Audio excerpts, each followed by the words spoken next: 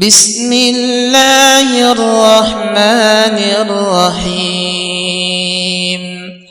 ما ننسخ من آية أو ننسها نأت بخير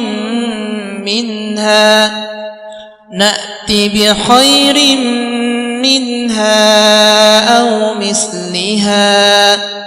ألم تعلم أن الله على كل شيء قدير ألم تعلم أن الله له ملك السماوات والأرض وما لكم من دون الله من ولي ولا نصير أم تريدون أن تسألوا رسولكم كما سئل موسى من قبل ومن يتبدل الكفر بالإيمان فقد ضل سواء السبيل ود كثير من أهل الكتاب لو يردونكم من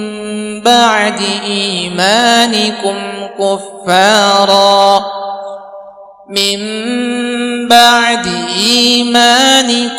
كفارا حسدا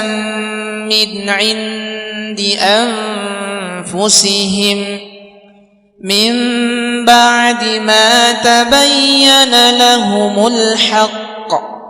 فاعفوا واصفحوا حتى يأتي الله بأمره إن الله على كل شيء قدير وأقيموا الصلاة وآتوا الزكاة وما تقدموا لأنفسكم من خير تجدوه عند الله إن الله بما تعملون بصير وقالوا لن يدخل الجنة إلا من كان هودا أو نصارى تلك أمانيهم قل هاتوا برهانكم إن كنتم صادقين بلى من أسلم وجهه لله وهو محسن فله أجره عند ربه